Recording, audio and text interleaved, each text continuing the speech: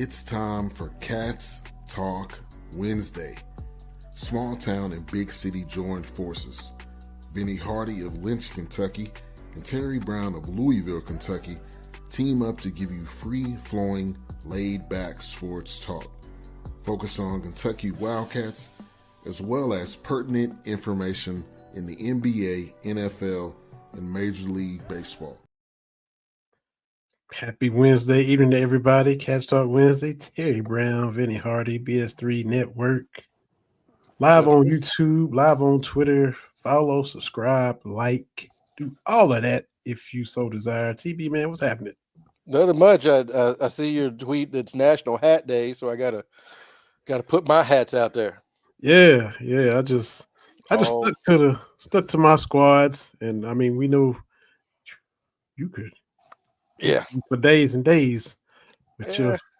I'm at what 125. I'm good. I would just every now and then I'll just be looking like I really do have a Diamondbacks hat up in here. Like what? So you gotta decide which ones. You could go Niners and Lakers, Kentucky, or you can just go but Tampa Bay, the San Diego Padres. You've been doing. I mean, whatever. Bizarrely enough, I do not have a Lakers hat. Yeah, I know. I noticed that. I was like, oh yeah. So I don't have any NBA hats. At one point, I did. At one point, I can't remember, late 90s, early 2000s, one of the draft day hats. You know, the hats that they give you I had one of those, but stuff happens over. But yeah, I need to do that. Yeah, wow. So yeah, no NBA. All MLB pretty much. I got all of them. Yeah, I got all MLB. Yeah. And NFL. I got 3 Tampa Bay hats, a Cleveland Browns hat, and I got 49ers hats, but I think that's it. Mm-hmm. No, I had a Tennessee Titans hat. I don't know what happened to that. Anyway, but yes, I got a lot. So you got to go to Lids and get some Lakers stuff in there. Yes, yeah. I still got my Lids card. I think I do too. Actually, I got my Hat World card. I keep it really old school. Shout out to Tom, that was the manager of the Hat World in the Fayette Mall. Wow, helped me with my my collection. Yeah, that's where it all began. Huh? Yeah, man. He signed me up for the Passport Club. I get like 30% off every hat. Yeah, you can't beat that. Yeah, so that helps. Mm-hmm. Yeah. But anyway, a lot of stuff going on. Weather's cold. It's basketball season. A lot of stuff going on. It is. Cats on that winning track again. I got some Jerry Rice questions before we finish up because. Oh, okay. I don't know. Maybe. We were pretty clear that Mike Evans shouldn't be in the Hall of Fame a couple weeks ago. Yeah. And then he is the only person to have, outside Jerry Rice, to have 11 straight 1,000-yard seasons. So I was like, maybe I kind of was selling Mike a little bit short. I mean, nobody's done that except him besides Jerry. I'm like, wow, that's impressive. So. It is, but it ain't. And I say that simply because, I mean, football does not lend itself to numbers the way baseball did, the way it used to. I just think you have to keep in mind how offenses have changed and things of that nature. But good for Mike Evans, right? I'm not trying to say he's a bad player or anything like that. I feel that if you're going to go to the Hall of Fame, you need to have some wow moments. And maybe because he's been in Tampa Bay, we haven't watched. His games have not been televised that much. I know they won the Super Bowl with Tom Brady and all that, but I'm just thinking, where are the wow moments for Mike Evans? Where are those moments where it's like, hey, we got to see what Mike Evans is doing this week? And I don't think you got that. And that's just me. I mean, again, I don't have a vote, but that's just my 2 cents. I've never heard anyone out in the wild say, Did you see that Mike Evans game? Did you see that Mike Evans catch? Which, people that don't have his numbers, we can say, yeah, Michael Irvin was that dude. Didn't reach those numbers, but yeah, he was that dude. Stuff like that. But good for him. I think he'll get in eventually. My whole thing was people like, oh, this person's a first ballot. First ballot for the NFL is tough. Yeah. Terrell Owens was not first ballot, and Mike Evans is no Terrell Owens. Right? Like, they only let, is it 5? I think so. You get 5 in, but 2 veterans team, so there's no more than 7. Problem is, every year, 2 of those spots are taken up because you have 2 no-brainers. Yep. Like, I'm sure there were some fringe guys when Jerry and Emmett went in. But Jerry Rice, Emmett Smith, yes, they did everybody else. And then John was in that class, and I think I'm missing some other people. But first ballot, I don't know. It just there's always a log jam. Yeah, especially receiver. Yeah, because what happens with the numbers, because the passing game has exploded, you're going to have a lot of quarterbacks with big numbers. Like I point out to you, on the all-time yardage list, it's Joe Montana and Johnny Unitas, or like 24, 25, I think at this point now. And around them is Kerry Collins and so for me, it's like you can't just go off these numbers. Because at no point, if I said, hey, Vinny, we're assembling an all-time football team, and this is for $1 million, and your quarterback that you can choose is either Joe Montana or Kerry Collins. No one's choosing Kerry Collins, or even like a Matthew Stafford, right? Really good player. But you look at the all-time yardage passing stats, they're all recent guys. Because the game changed. Yeah. But that, I mean, I felt that changed how I felt a little bit about him, just because from what I was saying, he's still where he is on the list. Yeah.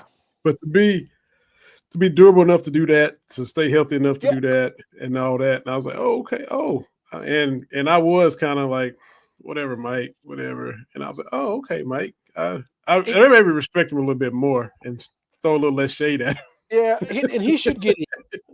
At some point he should make his way in, but it's just a slow process. The NFL, I think, has the best process, because you look at the people in the Hall of Fame, and this is the thing. When I was talking about Mike Evans, some people gave me some pushback, and I'm like, we're like, well, who knows who gets in there? And I'm like, here's all the receivers. Like, there's only 30 in the Hall of Fame. Who doesn't belong? Who are you taking out? I think in baseball, maybe you get some more of those guys where it's like, I don't know if that person wowed me, but they got the numbers, right? I think Fred McGriff is on that list. Love Fred McGriff and the Tom Amansky kind of stuff, but at no point were we ever like, oh, Fred McGriff, got to watch these at bats. Like, you know what I mean? And basketball is weird because it's just basketball. There's no NBA Hall of Fame. It's just basketball. So it doesn't matter. You got to take in high school, college, pro, Olympics, international. So who knows? That's why Carmelo's getting in. People are like, I don't know if Carmelo's going to the Hall of Fame. Yeah. Dwight Howard should be in the Hall of Fame. Yeah. As much as it pains me to say it, Rudy Gobert should be in the Hall of Fame. 3 Defensive Player of the Year for Rudy? Yeah. 3 or 4. Yeah. But he's getting in. But the NFL's got a pretty good process. You don't have people getting cute, by leaving slam dunks off their ballots like you do with Major League Baseball. Mm-hmm. That's the dumbest thing. Like you should lose your vote if like Ricky Henderson come up and you don't have him on your ballot. Yeah. Like what are we doing here? Mm-hmm. Just because somebody got cute in 1929, now we have to keep this we have to keep this going. It's just dumb. Mm-hmm. Especially on the slam dunk thing. The slam dunk ones, can you imagine NFL voter being like, I don't know about Emmett? Like, then you don't know what you're talking about. Mm-hmm. Because that's why I told Ralph when we went up there for the Hall of Fame, I was like, I'm glad that it's not like baseball. Because I might have words if somebody had left Jerry off their ballot to prove a point. We might have to have words. Mm-hmm. So, but there's a clip, I don't know if you saw, I retweeted. It was Jerry catching a touchdown for the Seahawks at age 42. I thought I was looking because what is he 50? What they say 57 today? Something like that. Uh-huh. But at age 42, an NFL wide receiver. That's just insane. Mm-hmm. It really is. And what mentioned, but Mike Evans doing that. I think it was Brock Bowers. Did he pass a new Raiders record or something like that for receptions? And he passed Jerry Rice. I'm like, Jerry went over there and set some Raiders records. Yeah, I know that there's folks that Randy Moss is their guy, and they like to believe that Jerry was just a compiler. And my whole thing is, me, his first 10 years, he had every receiving record. The only one that took him forever to get was Art Monk's consecutive games with a catch. Mm-hmm. Just because that was a long one, right? But if you ever break it down, Bowers broke a Jerry Rice Raiders record. That's crazy. And keep in mind, Jerry didn't sign with the Raiders till he was 39. Right. Yeah. Or maybe 38. But this was not fresh from Mississippi Valley State Jerry that was putting up these numbers. Like, he had a Pro Bowl season at 40. Insane. I know it feels like he's a compiler, but he had every record. Yeah. I mean, it's just within 10 years. Yeah. November of last year, Brock Bowers has now passed Jerry Rice, 73 catches for the most receptions by any player in Raiders history through the first 11 games of a single season. But yeah, so Jerry went over there at 40, had 70-some catches in the first 11 games as a Raider. New team, new system. Yeah. I mean, so yeah. Was it Rich Gannon back then or something? Rich Gannon, and that's so long ago. The Raiders are actually good. Yeah. I follow a bunch of these football history things because it's been 30 years since the 49ers last Super Bowl win. Yeah. But just the Raiders were involved in the Tuck Rule game. The Raiders did do they were actually pretty competent. Mm-hmm. And then Al Davis died, and the Bills beat them in the AFC Championship game. One of those 4 Super Bowl runs that they beat the Raiders to get there. Art Shell was the coach. Art Shell, yeah. Mm-hmm. Yeah. But we could talk about a little bit about the NFL. Yeah. The Texans drug the Chiefs to the Saturday 3:30 slot. I mean, they defending champs. Got to host Houston on Saturday at 4:30. Because everybody talking about Baltimore, Buffalo. That's Sunday night prime time or whatever. Yeah. But here, defending champs, 2-time defending champs, going for a 3-peat. Y'all got to play Houston on Saturday afternoon. Well, right after Kentucky, Alabama. Here come Kansas City and Houston. Was it 2 years ago? The 49ers were that Saturday game. We played the Seahawks. Okay. It was Purdy's first postseason start. And it was that weird Saturday sun still up game, which just cracks me up. Halftime, sun still up. They refuse to put Houston on a Sunday. Yeah, but Sam Darnold is who we thought he was. Boy. Like, that's one of those things where it's fool's gold. Well, he was, whatever, they were 13-2 at one point or whatever. Like, I don't know. Let's see what Sam Darnold does when it's time to get it done. And then we saw what Jordan Love did. Well, about a year too late from my standpoint, but and again, 49ers Twitter, we're out here like, y'all telling us all these people are better than Brock, Justin Herbert. And like I keep saying, and I'm going to keep saying it until it's not true, that man performed in a championship game and led his team to the Super Bowl and left the Super Bowl in overtime. He left the field with the lead.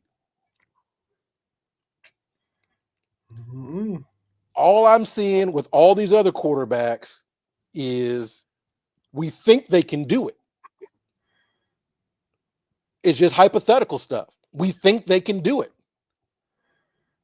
You talked about Baltimore and Buffalo. We think Lamar can get his team there. We think Josh Allen can get his team there, but we don't know because we haven't seen it. And all I'm saying is, I am not saying that Purdy is the physical specimen. He got the arm. All I'm saying is, I know I watched him in the playoffs, and the 49ers won because of him, not in spite of him. I have seen a team win in spite of their quarterback. A few years ago, the Niners went to the Super Bowl in the NFC Championship game against the Packers, and Jimmy Garoppolo was only allowed to throw the ball 8 times. Not injured, nothing like that, but it was like, yeah. And that was a comfortable game. Like, he could have let a few off, but it's like, nah, you're gonna keep putting it in the belly. This is the game plan for this week. Yeah. And I think on this very show, I talked myself to, they just resting him for the Super Bowl. And, but it's like, nah, man, in 2020s, your quarterback only throwing the ball 8 times is not a good sign. Because the weather was good. Like, there was no extenuating circumstances.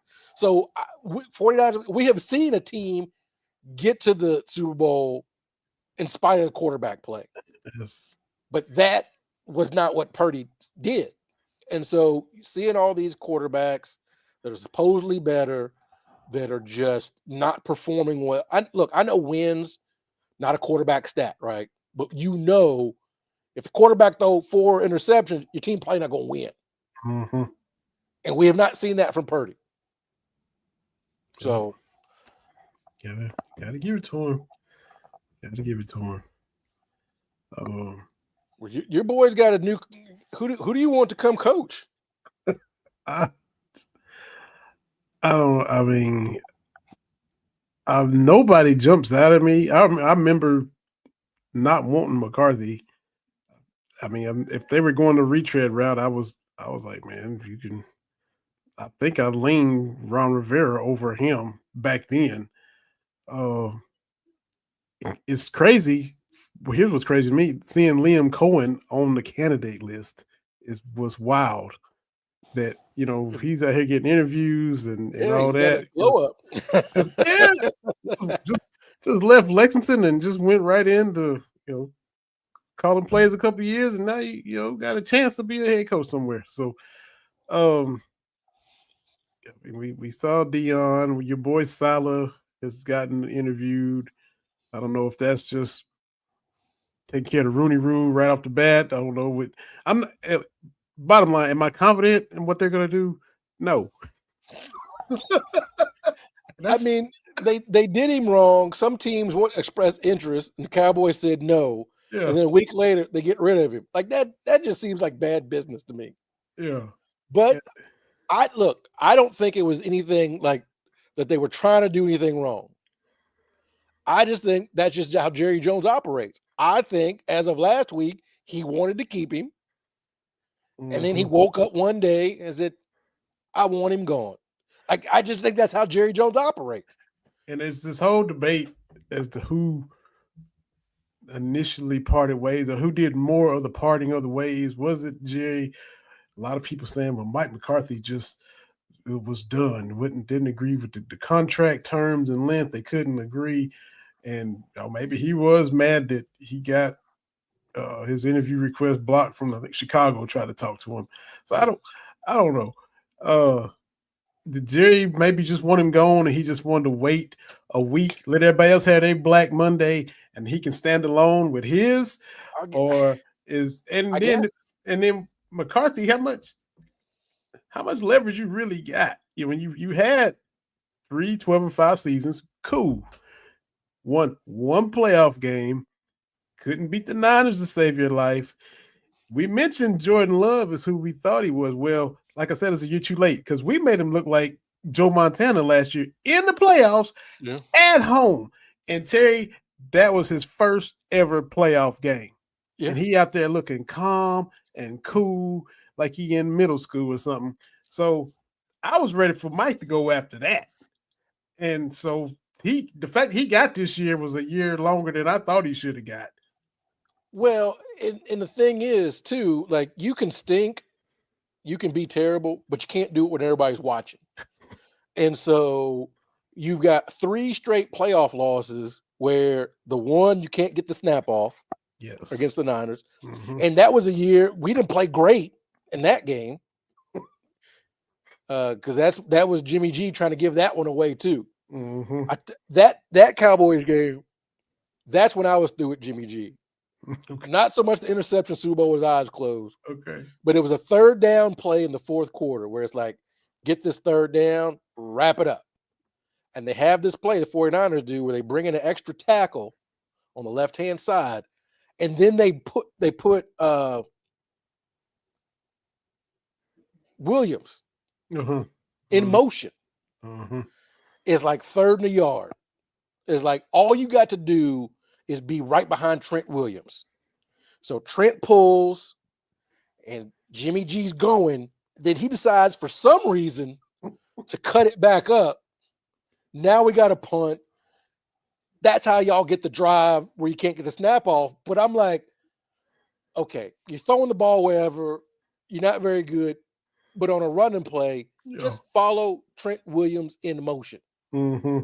But McCarthy had that game. Yep. Had the Ezekiel Elliott snap thing. And then, like you said, Jordan Love walked in there like he'd been doing this for years and years. They were up, I think, 27-0. Yeah. Before, I mean, we ain't even, they shutting us out. Game, this over. I mean, early. This game was over quickly. And you can't be like that, man. Nope. It's either don't make the playoff, but you can't have 3 just, what are you doing? Yeah.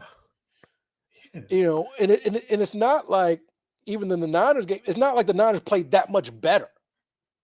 Mm-hmm. It was like that guy to Chicago, not Chicago, the Charlotte airport, like the Cowboys, they'll mess this up. Yeah. Like there's just, and you can't have that. Yeah, I think I said the Wednesday before the game, I said, we get the defense out to Jordan Love, make him uncomfortable. It's his first game, and anything but, man. So yeah, I don't know who. And you talk about Jerry missed the window. All the hot candidates you can't interview. The Aaron Glenn, Ben Johnson, because all these guys now you got to wait till they lose. If Detroit goes to the Super Bowl, there you are, just stuck, just hanging out. Yeah, so he likes to be late with everything. Likes to get Dak and CeeDee Lamb's contracts done right at the last minute, and got a Micah Parsons. I'm sure they're gonna work something out with him, but I'm sure it'll be right at the 11th hour. That's just what they do. And at this point, Stephen Jones, his son, has been around him. He kind of old and set in his ways. He ain't as old as Jerry, but he ain't young either. So, and he been right there learning from Dad. So and the thing is, you'd have thought about the thing about the Cowboys is people are still going to go to Jerry World to watch the games. The Cowboys are still going to be a draw on TV. They still going to sell merchandise and all that kind of stuff. So there's no real impact if they're not good. Yeah. There's no financial impact. Whereas if you're some of these other places, if you're not good, like Carolina, like, hey, you got to do something because no one is going to go see a 4 or 5 win Carolina team. Right. People are still going to go see Cowboys game. Hey, look, Cowboys fans, y'all get a lot of help. I've dished out some myself, but y'all are not bandwagon fans. It's just now. Are you optimistic? Because I know when September roll around, it's we them boys. Okay, now that I make fun of, but y'all not just showing up late. Yeah. Like they ain't threatening to move us to London and Mexico City like they're at Jacksonville. You know, because that's the difference. Right. That's the thing is that if you're one of those teams like the Cowboys, like the Lakers, like you don't have to be good to even be relevant. Yeah. Because even when you're not good, that's still something to talk about. Yep. That's the downside to all that is it really doesn't matter what the Cowboys do. We're gonna talk about them, either make fun of or be like, "Wow, did you see them do that?" So they're gonna get discussed. Dak's contract, or CD's contract. Dak's contract was, I mean, that was topic number one for months. Because Jared Goff got paid the year before that. Well, Dak, his numbers was better, and I was one saying he should have got paid. If they can pay Goff, they can pay Dak. It's always in the news, man. That's where I am with Purdy. Like, pay him his money. Mm-hmm. All these talking heads, if his contract, and I think it's going to be anywhere between 50, 60 per year. The Niners cannot sit down and say, here's $20 million because we don't think you're good at like that. Then you may as well get rid of him right now. Slap in the face. Right. You may as well get rid of him. People think because he looks like he shops at Kohl's. No knock on Kohl's. Relaxed fit jeans and chinos on that they think he's just going to be like, oh, shucky darn, give me. No, I've done this. And I think he's like $800,000-$900,000 a year, which is not chump change, but for a quarterback taking your team to the Super Bowl, and with what he's done, you got to pay him. Yeah. You got to pay him, and you got to figure everything else out. That's it. Because it's a game of respect. Yep, they gotta show him some. Cats continue to earn their respect. We you said you yourself said it. I don't have no reason to be scared to go to Starkville, and the Cats weren't scared to go to Starkville. Stubbed their toe in Athens, and went and bounced back in Starkville. Get another physical team last night, Texas A&M, and we played their game in the first half and still was leading, and then they start shooting like they shoot, and we start shooting like we shoot. And you pull away because they started out 7 of 17 from 3. Texas A&M did, and then missed their next 13. So that's that, and I do like that from Pope that he didn't change what they were doing. He was like, the numbers will bear out. They won't do this. We will, but they won't. Yeah, and that's the problem. Is if you're Buzz Williams, you don't want to start getting in a shooting contest with Kentucky. Even if you hit a couple, you don't want to do that. I had one of my Facebook memories. It was our good friend Cameron did that video on the 96 team, right? And it was a clip of Pope talking about the LSU game where they got 86 points in the first half. He's like, they decided they wanted to run with this. Okay, cool. If that's what you want to do, we can up and down. Now, regular circumstances, you're like, hey, we scored 42 points in the first half. You got to be feeling pretty good, right? Except the other team scored 86. So I think that we got them to play their game a whole lot. We got the Cats got the Aggies to play the Cats game because they were shooting these threes And those are those long rebounds. No. If it had been close in misses, that's their whole cup of tea. It's basically like the 76ers with Allen Iverson, where it's basically like, AI, you got to shoot the ball 40 times a night. Just get the ball up there, and Tyrone Hill and those dudes will go rebound, right? Aaron McKee. Yeah. Well, like that was part of their offense, is just get the ball up to the rim and we'll offensive rebound it, right? No. And so you can do that with easy shots. But those long ones, now they're long rebounds, and now Kentucky getting the ball away from the basket, the fast breaks easier. Yeah. And I would like to know what that one coach kept saying to Jackson Robinson. Oh, they was real. When they were hitting their shots, they were real animated, and it was. But Jackson Robinson was saying something to the bench. It reminded me of Nate Sestina in the tournament. Yeah, the TBT. Like, I don't know who he was yelling at on that one baseline, but he did a step. He shot it and then ball in the fight. He given it. So I just want to know what was said. Yeah, because Buzz gonna look at the ref and be like, we know y'all doing something too. Don't act like it's just one sided. Well, somebody put out there that Buzz was like yelling at our shooters and like doing stuff to, stomping his feet, to like to distract the shooters on that end of the court. That's Bush League, man. I didn't see it. I didn't pay that much attention, but I saw somebody post about that, and I'm like, come on, that's Bush League. Just take your whooping. And I'm not going to complain about the officials. I don't think they're intentionally screwing anybody. I just don't think they're very good. Like, these guys can't be doing 5 or 6 games a week. Like, you just can't do it in different cities, because you just end up with nights. Because Georgia, after they shot 37 free throws against us, they had like 38 the next night against, I forgot who they played, but come on. And these games don't need to be 2.5 hours because we're going to the monitor for all this stuff. Like, it shouldn't be like this. Well, could you do better? Look, there's stuff we can do to make officiating better, but we won't do it. But yes, there's stuff we can do. Yeah, they're gonna keep going from city to city, getting those checks. They ain't trying to not do that.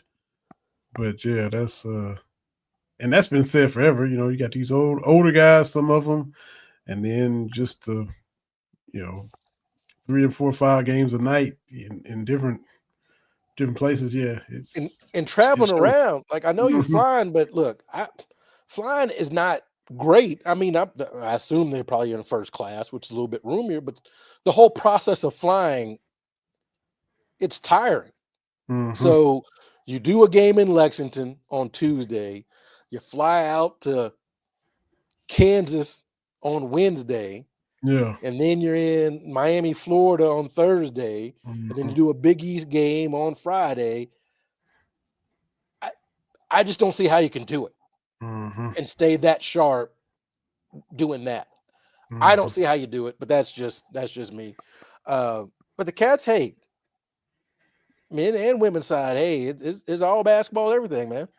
That's it. We're gonna get deeper into the women's side here in a minute. Cassidy Rowe is gonna be on, friend of the show from when she committed to Kentucky before she even got on campus. So we'll talk about the squad with her. I gotta go back to Jackson Robinson too. You talked about the back and forth with him in Texas A&M, but the fact that he's, a lot of people were wondering, he had the great second half against Gonzaga, played point and made clutch plays. We've seen several games where, offensively he doesn't really have it. We've seen some games, to be honest, where sometimes the body language, you slump the shoulders, or if it's not going his way, oh man. And you keep hearing Coach Pope always talking about all the things he does. Well, defensively, he's doing this and this. There's more to it than buckets. Maybe is he kind of taking up form and just kind of putting a shield up? Maybe. But as we know, we're not in practice. Tom Leach and Goose are there. Cameron Mills is there, but we're not in practice. No doubt they probably – and look, he's more familiar with Pope than anybody else. they probably saw signs of, he's got it coming. He's going to put it together. We saw the game at Mississippi State where he's 7 or 8 threes.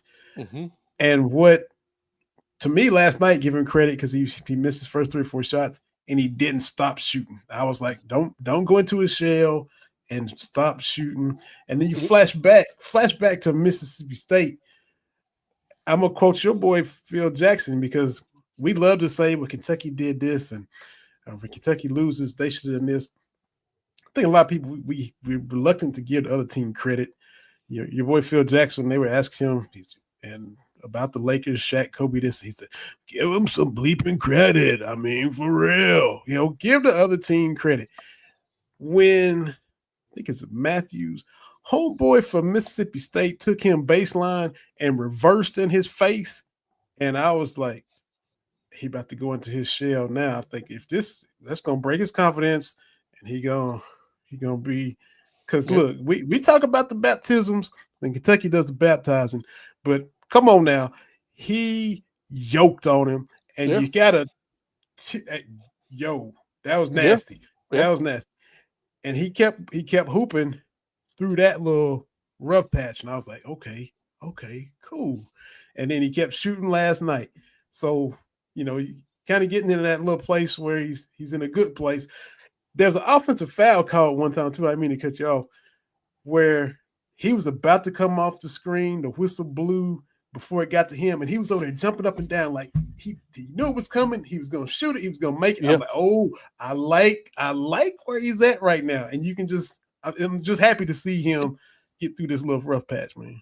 Well, and the thing is, people are like, oh, these are veteran players, and they are, but they still haven't played together. Yeah, that's the thing is, you can put a veteran team of whoever, and it takes time to figure it out. Like it just does.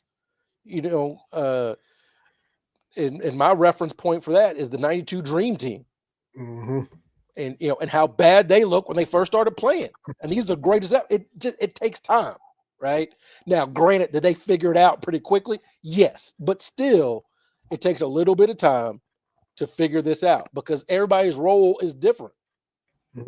Like, yes, they've got 3 or 4 years of experience, but now it's, hey, Lamont Butler, like that was great what you did at San Diego State, but these stakes are a little bit different. Right. Jackson Robinson, it's one thing to be 6th man of the year in Provo. It's another thing to be, hey, you got to be the key cog here in Lexington. It's just different. And so I like that they answered the bell on the physicality. I like that, Robinson is coming up. I hope Butler got an ice bath because he got beat up pretty good last night, but always got moments. And so I think we kind of see this team improving. Because last night the shots weren't falling, and it was one of those situations where I'm thinking, okay, if A&M gets this to 6 to 8 or 10, that could be a wrap. But they kept it close. You and I talk all the time about that game pressure. I don't know. Mentally, I know the difference between 9 points and 11 points ain't that big. But it's just that double-digit window. If you can close that, keep that game pressure up. Speaking of game pressure, our guest is a friend of the show, been coming on this show for a long time. Back in her high school days when she committed to Kentucky. She is on the roster now, part of the 15-1 Kentucky team. Kenny Brooks and company. Friend of the show, Cassidy Rowe, is backstage, and we're happy to have her back. It's been a little while, but Cassidy, how are you? Welcome back. I'm doing good. How are you? Can't complain. We appreciate you taking time to hop on here with us. Yeah, thank you for having me. Yeah. I looked it up, TB and Cassidy. It was like 2020 was the first time you came on, November of 2020. Wow. And that's a long time for the show right there. Yeah. Yeah. And one time your dad came on, both of y'all came on. You and Lottie came on together. We were talking about that before we started recording. So we just appreciate you taking time to hop on with us from time to time. Yeah, of course. So no game this week. I'm gonna ask you that right off the bat. No Thursday game, no midweek game. The groove y'all are on right now. Do you wish you could keep playing? Or are you glad to kind of get a little bit of rest and just a little practice this week? It is nice to have a little break, rest our bodies. I think it's much needed. But at the same time, I feel like we're on a roll and I just want to keep it going. So it's nice to have this little break on Thursday, but excited to get back at it on Sunday. Yeah, yeah. So yeah, you are kind of the constant. All this change around you, all these new people, new coach. Memorial Coliseum is brand new. All this newness. So, what's that been like? Kind of adjusting to all the new changes for you this season. Yeah, I always compare it to feeling like a freshman again. Like we've got a new coaching staff, new teammates, new facility, just everything was new. So just getting to experience all this change with this group of girls that we have and the coaching staff, it's just been a wonderful experience. And yeah, it's been hard at times just to adjust to change in different areas, but it's been fun. Yeah.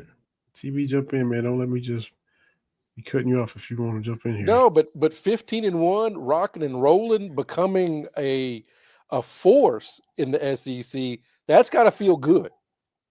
Oh yeah, it feels amazing. And every time they release new rankings or stuff like that, we're always messaging the girls in our group chat. Just it's so exciting. It's really fun to be a part of it.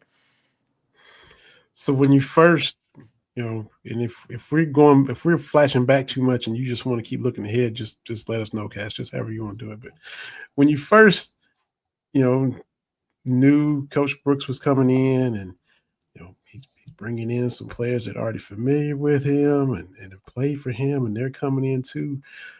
What was your first thought? What was your first impression? You know, leading up to meeting him, and then after you met him, how's it been? Yeah, there's always, I'm gonna be honest, I was a little scared at first just because I didn't know him, he didn't know me, I didn't know what his plan was gonna be. I just knew I wanted to keep representing my state and, keep playing for the University of Kentucky. And we had a very honest conversation that first time we met, and he was honest with me about who he was bringing in and things like that. But he was just a really stand-up guy, and he was truthful with me, and I'm really blessed that he has given me the opportunity to keep playing for the University of Kentucky. And it sounds like that really means something to you. I've seen reports of folks talk about it, how it means a lot to you to have that Kentucky on your chest. Like that's been something that the coaching staff has leaned on with all these new faces. Yeah, playing for my home state means a lot to me. Being from Eastern Kentucky, everybody's a University of Kentucky fan. So just getting to not only represent, myself and my team, but the people back home and the fans, just getting to represent something that's bigger than myself. It's a dream come true. Definitely, definitely. Speaking of, because I'm from just right over the mountain. I'm from Harlan County, just across the hill from you. But to be able to go back and like have skills camps and do all these things that you've been able to do, what's that been like for you? Since you've been at Kentucky, but to go back and be able to do things like that, giving back to the younger ones who look up to you. Oh, it's such a blessing. It's such a blessing. Just to have the opportunity to connect with, younger fans or, people who just love basketball, and to get to show them drills or things like that that they might not necessarily see if they're just staying in Eastern Kentucky. So stuff I've learned over the years, going to different camps and things I've learned while I've been at Kentucky. Just bringing that back to my hometown, it's such a blessing. Yeah, and no doubt everybody appreciates you and proud of you, and uh, you know, because some people might leave and not come back, but that's not you at all. So you definitely are able to give back. So everybody's definitely appreciative of everything that you've done for sure. Oh, you mentioned, Coach Brooks didn't know the players and things that people here bringing in. Um, so now you get to go against Georgia Amore every day in practice. What's that been like? Maybe you saw her from afar at Virginia Tech or something like that, but now going up against her every day, what's that like? 'Cause we all see what she does in the games, and you see her every day. Yeah. I mean, Georgia is just an amazing player. She's everything that everybody says about her. I've learned so much from her, even by just watching her in practice, watching the way that she operates when she's on the floor, and just getting to pick her brain about, certain things that she does. It's been such a learning experience for me, and definitely something I'm going to take away for the rest of my career. Now I heard her. She was on KSR the other day, and they were talking about her Australian accent, but she said something about your Eastern Kentucky accent. So she talking about me too when she talks about you. So how how's the conversations go when it's Eastern Kentucky and Australia talking and having a conversation? It's so funny because I've always been the one on the team with the accent. That's what I've been known Okay. as. But now that we have, a couple Australians and a couple girls, from out of the country, I'm not considered the one with the accent anymore. Like there's many of them. But we laugh. We have a good time. We'll call certain plays and we don't say them the same way, and we have a good time with it. Yeah, that's good. That's great. What's it been like to play and have so much size on your team? When 6'7" Clara Silva, 6'5" Clara Strack, 6'4" Townie Key. What's that adjustment been like to have so much length and size? Oh yeah, it's been awesome. It's just fun to play with girls with so much size, but at the same time, they're high IQ players and they're great passers and they're just great players in general. So it's been a lot of fun to play with them. And the pick and roll game's a lot of fun too with that much size. Definitely, definitely. Terry, I've said it before, but we had Cassidy, we had Macy Morris on here right before the start of the season, and she wasn't taking a shot at some of the teams she played on, but she was excited to see how all this size would fall into place and play together on this team because she said, "Well, when I was there, I was having to bang against Asia Wilson." She said, "I would love to have some size like that." So she definitely can appreciate you getting to play with all the size that's on the team now. Oh yeah. Yeah, it's definitely fun to have somebody to guard in the post. That way the, little ones like me don't get switched off on them. We have somebody to back us up. So that definitely feels good. I know where she's coming from. But you've had some blocks now. You've had a couple of those get that out of here blocks that we've seen. So I've seen a Yeah, I few of guess. those. Yeah, I guess the girls are rubbing off on me. I'm starting to feel like I'm 6'7". Yeah. You mentioned representing your home state, representing Kentucky. So talk about, I mean, like we hate to just keep flashing back because I know you're as a player, you're locked in the next game and all that. But talk about beating Louisville because the in-state rival and getting that streak with them over with, and what a great game that was at Memorial Coliseum, and knocking off the Cards. Yeah, that was so much fun. The atmosphere was just amazing. The fans really showed out for that game, and it was our first top 25 matchup too, I think.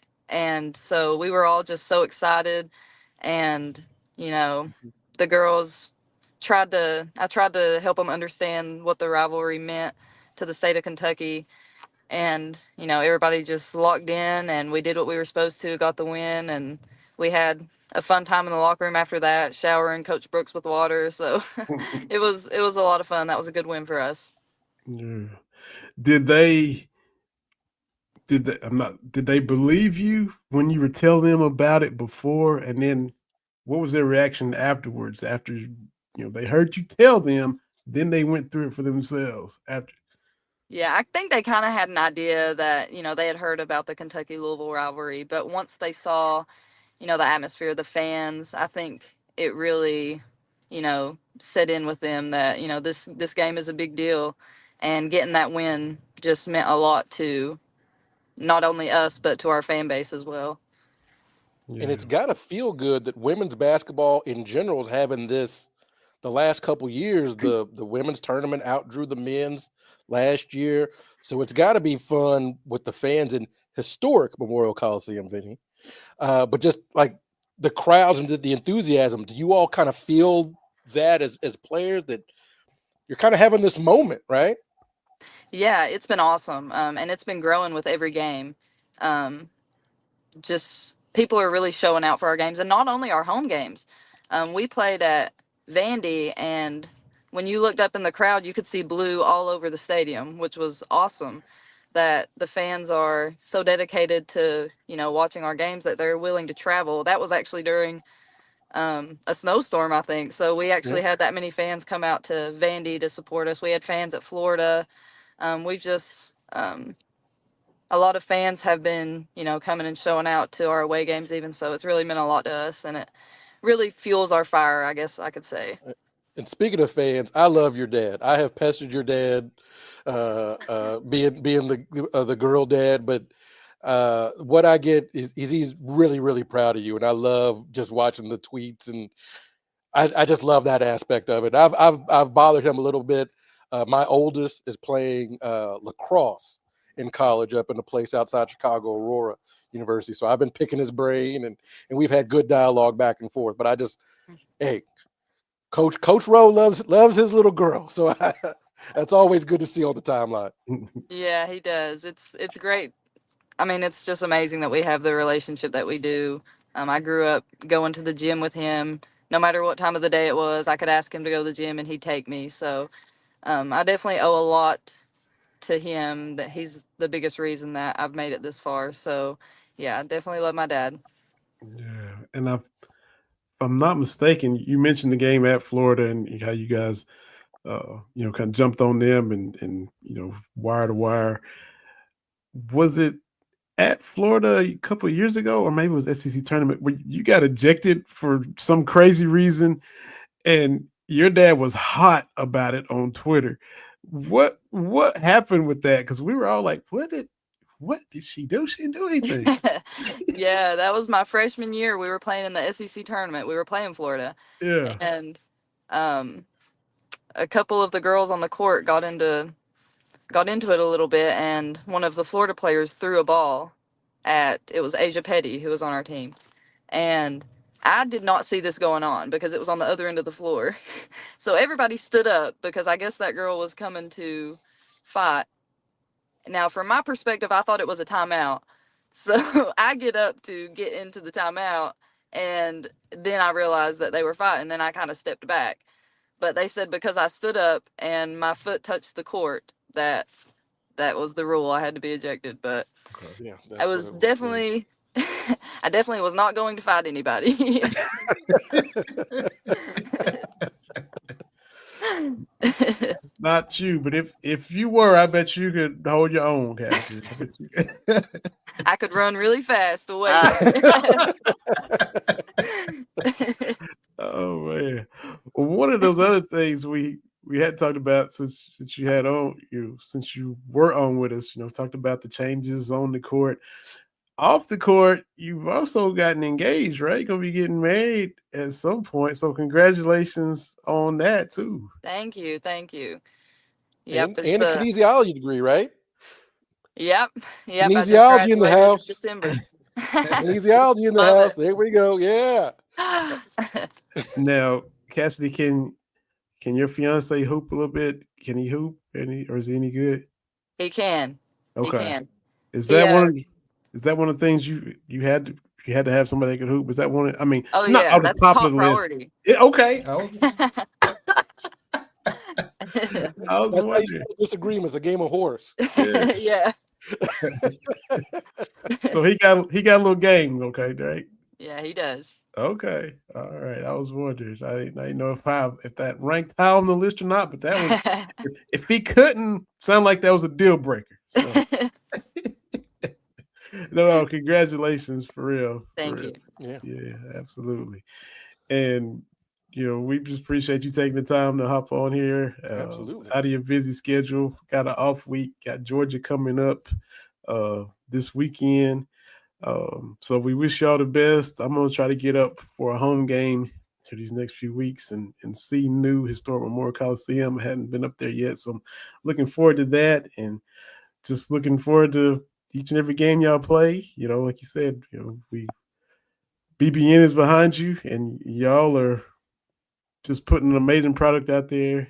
You and all the girls are just, all your hard work is paying off. So keep it up and just know that we appreciate everything y'all are doing for real. Thank you so much. I really appreciate you having me. Thank you. Tell your dad I said hi, and I'm gonna keep Yes. bothering. I'm gonna keep bothering him too. Yeah. All right. Thanks. I appreciate it. Thanks, Cassidy. Cassidy Rowe, friend of the show, doing her thing with the 15-1 Kentucky women's basketball team TV. So hey, it's you and I would talk about it. We would see these matchups coming up and we'd be like, oh, these SEC matchups, oh. And now they're undefeated in SEC play and ranked high. You feel confident going in. We haven't seen the South Carolina matchup LSU yet, but you feel good about they can play with them. We'll see what happens when we play them now. And that's the thing is as the Iowa women have shown, you don't have to be one of these blue bloods to start making noise, right? Like that's part of it. Coach Brooks knows what he's doing. Yeah. Obviously, taking Virginia Tech to the Final Four, but it looks like he's building something special. I gotta say, the three big openings in Kentucky, I'm gonna give Louisville a little bit of credit. Kelsey seemed like he got them rolling. Mm-hmm. Now, this is where I put an asterisk on there. The ACC is terrible. Yeah, like the ACC is just objectively terrible, so that helps them. Mm-hmm. But hey, he's got Louisville firing. Coach Pope, I give him an A. I see people like, what do you get? Like it's an A. Yeah. I mean, what yes, he's lost some games, but yeah, he gets it. The Mississippi State game, visiting that fan in the wheelchair. Oh man, after the game. Mm-hmm. I mean, he just gets it. And to be clear, all the great coaches we've had at Kentucky, they've all gotten it differently, but they got it. Mm-hmm. We don't need to revise history. Coach Cal got it. Now, what he's been the last 5 or 6 years, Arkansas fans, I don't know what y'all thought y'all were getting. Hey, man, yeah. I guess they were hoping that he would rejuvenate, but I like John Calipari. Yeah. He grew on me. I didn't like him at UMass. Was at Memphis, but I liked him. And this is just not the way for a Hall of Fame career to end. Man, it's like, man, you almost like, can you get uninducted if you keep this up? And look, you take the same staff from here down there and expect different results. That's your first mistake. No disrespect. I mean, Chin and Bruiser and Chuck Martin, they were all here. Yeah. KP wasn't here for the complete crumble. He was at the Knicks. He got up out of here. And then rejoined him. So But when you look at the coaches that have these long runs that are great, may have a dip, and they come back. And the key is you got to refresh your staff. Yeah. And that is got to give Coach K some credit. He reinvented himself. He got a lot of young, former players as assistants. Shire was a longtime assistant. Mm-hmm. Nate James was on the staff, but all those Johnny Dawkins, like all those guys, Tommy Amaker, that were coming up, he always had some young guys on the staff. Mm-hmm. And that's what Cal's been missing. Ain't no young guys on the staff.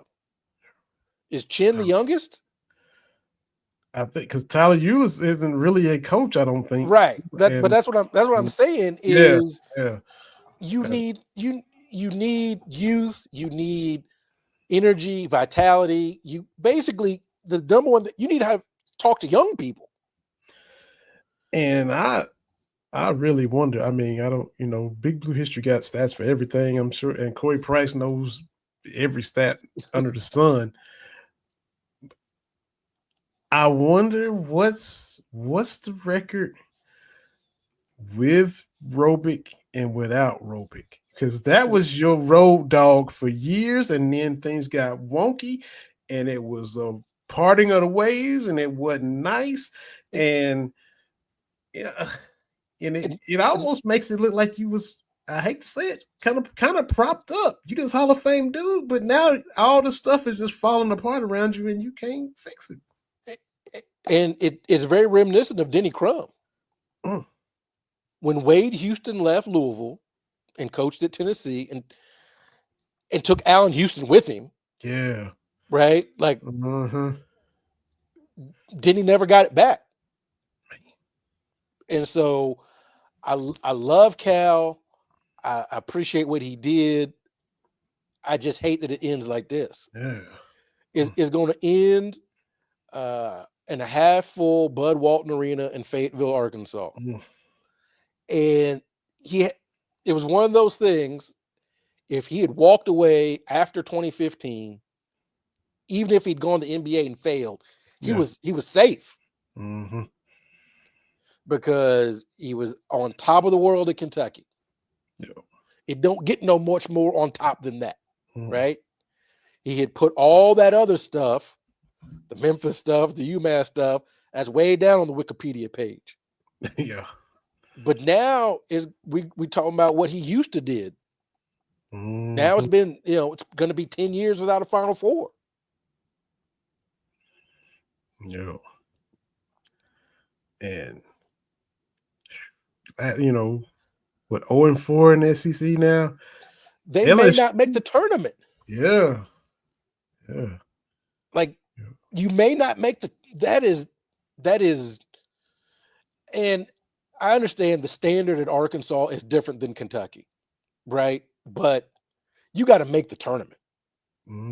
Especially if you this coach, you got to make the tournament.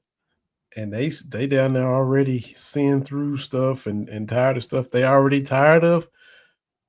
You sending an assistant out to do your press conferences, but leading up to the game, I heard somebody talking about, we didn't expect this. We didn't expect him to, I think said, we didn't expect national championship or bust. We wasn't saying that, but we didn't expect him to be in John Pelphrey territory. That's what this is conjuring up thoughts of them right now. He is flashing them back to John Pelphrey, fellow Cat, love him. He went down there and struggled, and that's what Cal got them. Like me with this past year, McCarthy had me thinking Dave Campo. You see me, I tweeted out his little picture. He got them thinking about John Pelphrey. That's where they are. And this is not what you thought you were going to get. But at the same time, you're not getting 2009 Cal. And they got money. They got NIL. And they see other coaches in their first year doing well. And they got the money and they got a talented roster. And here, this is what they got. And that is, when you take it in its totality, you've got first-year coaches making waves. I mean, Kelsey making waves. And the place you just left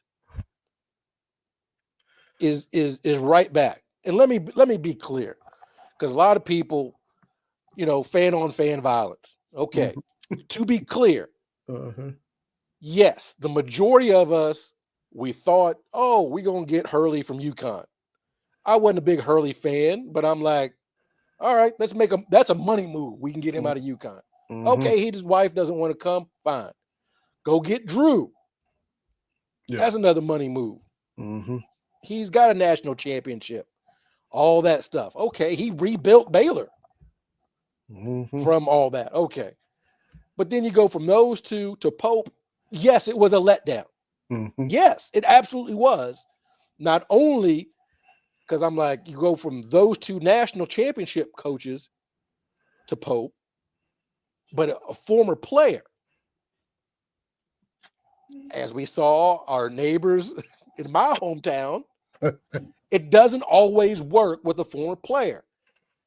Rarely does it. Well, ask Patrick Ewing. Yes. And, Bobby Hurley, Chris Mullin. Did Chris Mullin? Yeah, Chris Mullin at St. John's. Yeah. And I think the jury is still out on Hardaway in Memphis. And I'm sure there's some others, but those. So Hubert down there struggling with North Carolina. Hey, Hubert, that's an interesting situation, right? Because he's a Carolina guy. He got him to a championship game. Ended Coach K's, ruined Coach K's retirement game. But how much does that buy you? Being such big Tar Heels. That's the question the Tar Heel fans have to ask: is how much room does he gonna get? Right? Like, okay, you did that a couple years ago, but I don't know. Because what happens when RJ Davis leaves? It seemed like he's been there since he played with Eric Montross. May he rest in peace. Yeah, rest in peace, Eric Montross. So Cal does not have the magic, and Pope killing it in his old seat. It's a recipe. Yeah. It's a bad recipe. Look, Coach Cal's career is fascinating, to be honest with you. He worked and got UMass to respectability. I forgot how good some of those UMass teams were. I forgot what you sounded like. Oh. Yeah, my Katie. Yeah, hey. What's up? Hey. Yeah, I'm still here. We've been doing this for a while. I know. How many years now? I have no idea. I mean, why ain't y'all on the ESPN? 12. It's got to be 12 years, 11, 12 years now. Yeah, it's a long time. It is a long time. Yeah. But we are the Pro Katie podcast too. We. Yeah. I love it. I told him when he was on the market again, I said, "Go get you a Katie," and he did. Oh, did he really? He did. It's Kate. Oh, that's sweet. Yeah, she up there doing something. Yeah, no. No, I just had to say hello. I don't know how he's got it set up. I don't think I can really pop in. He has to move this way. Hey, I have to move. I see. Anyway, I get my Kate down here at one point, but she probably there you go. She's probably relaxing.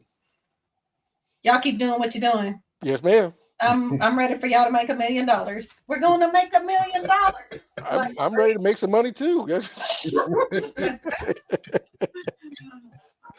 that. But yeah, so I don't know what North Carolina's going to do. Yeah, because Roy Williams still sitting there at all the games. I don't know if I'm Hubert. I don't know how I feel about that. I mean, he travels. I mean, that can't, when you're struggling, be good. No, with the old boss sitting there. No, man, it's that's what would kill me with some of those UCLA teams, like in the late '90s, early 2000s. You tune in, UCLA would do something crazy, and you could just see John Wooden sitting there like, "What am I doing?" Like.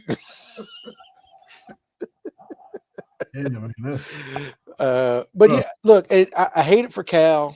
I just it's just going to be it's going to be fascinating. Like as his career trajectory goes, do you think he can bounce back?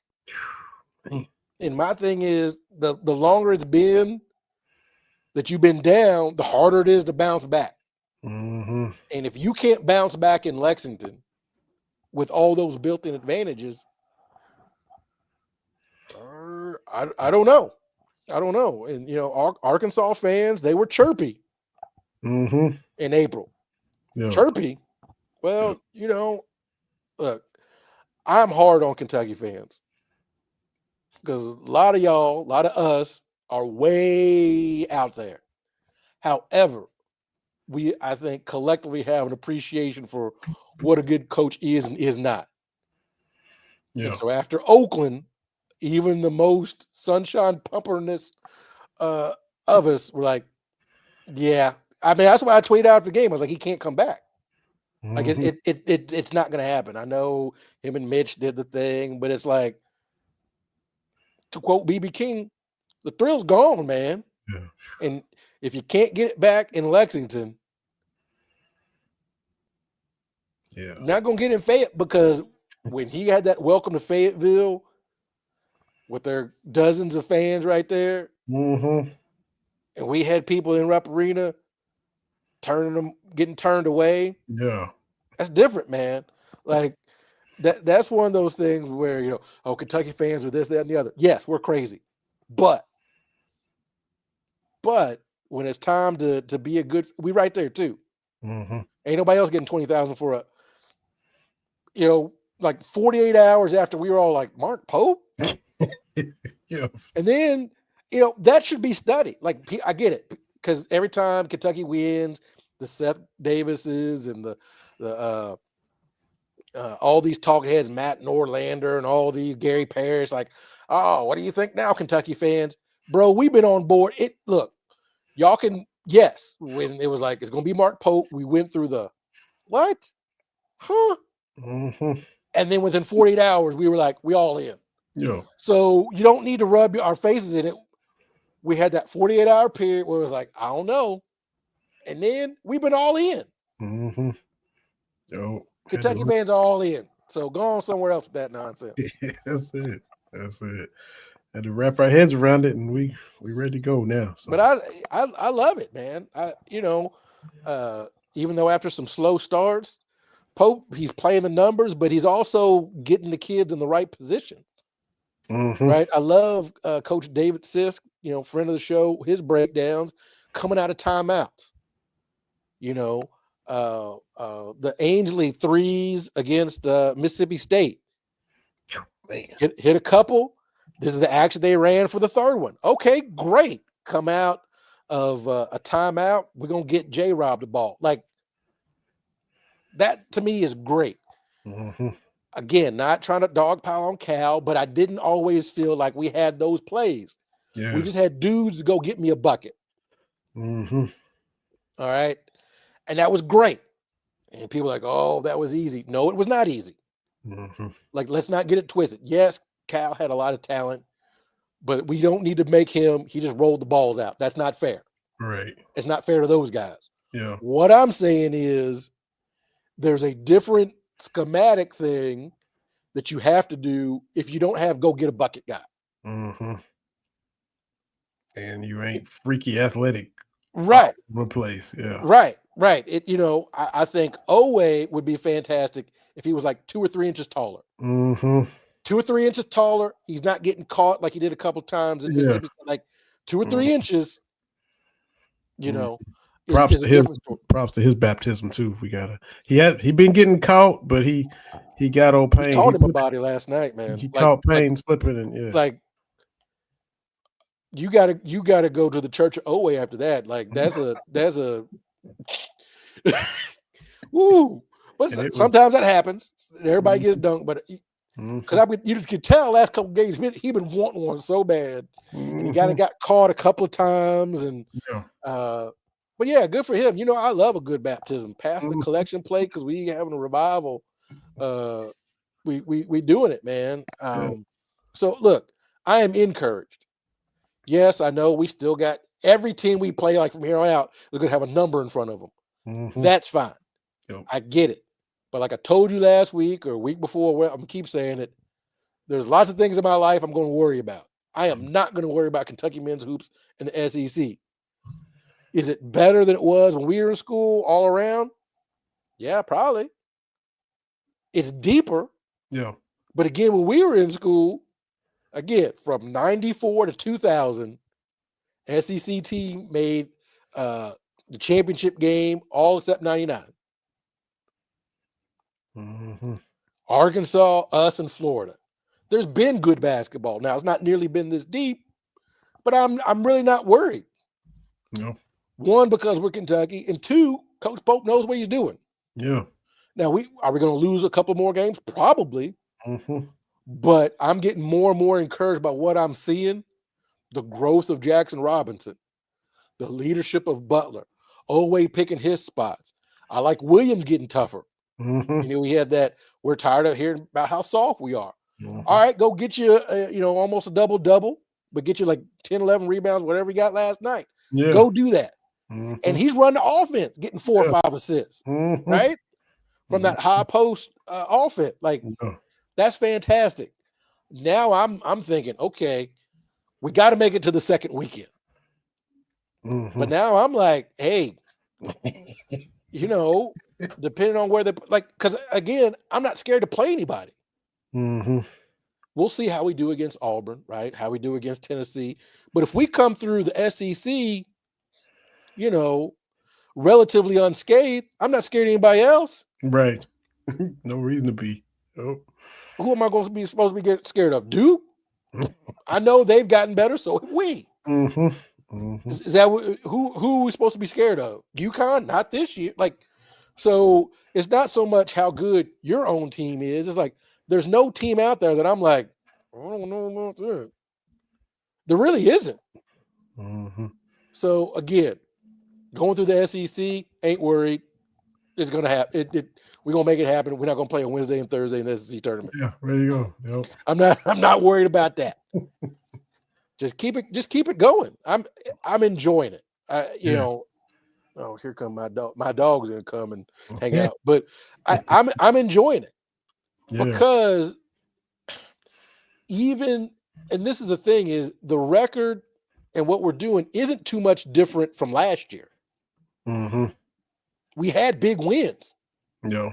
I think Corey Price put out a tweet. We got 5 top 15 wins this year. We had 5 or 6 just last year. But it feels different. There's not that cloud hanging over where we got to get it done. Yeah. The cloud has been lifted so we can just enjoy. And same way on the women's side. Like, we can just enjoy. They balling. Hey,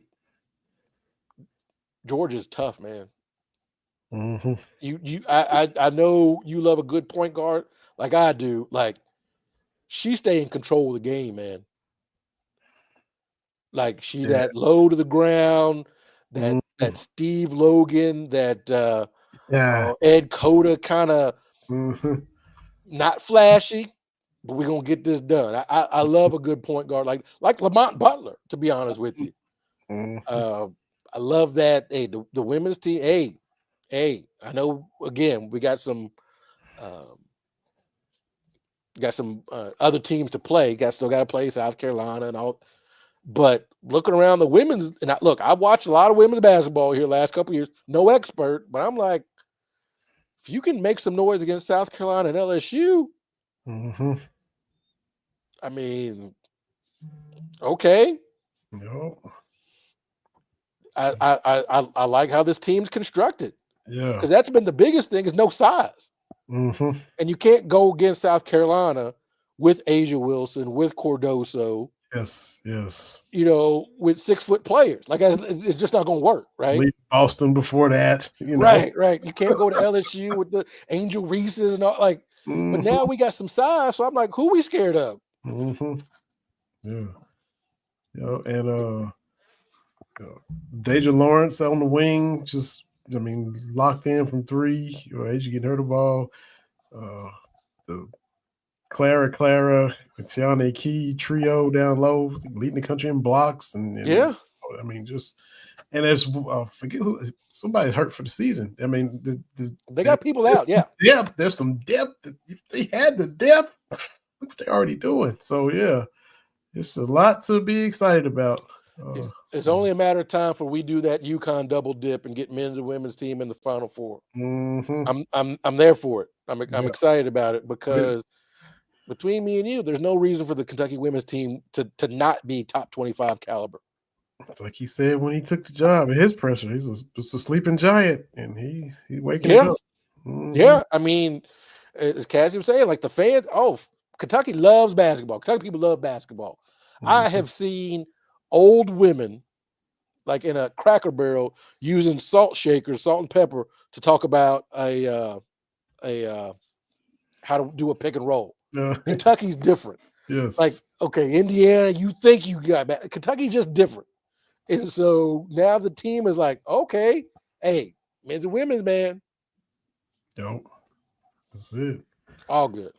All kind of fun, man. So got Alabama this weekend for the men and Georgia for the women. And a little NFL if you want to do that as well. We have fun like we always do. And we appreciate everybody that's watching live on X and Twitter. Yeah. People listen on Spotify and YouTube. Subscribe, like, tell your friends, all that stuff. We sure definitely appreciate it. Appreciate Cassidy Rowe hopping on. Yeah. Appreciate you, TB, each and every week, man. Yeah. Always doing this. I appreciate Coach Lonnie Rowe because, like I said, helping him. Like I said, I got a daughter playing college athletics, and like her team, like I said, her team wins their division. So it's not just, hey, we're having fun. It's gotta put that work in. Mm-hmm. Absolutely.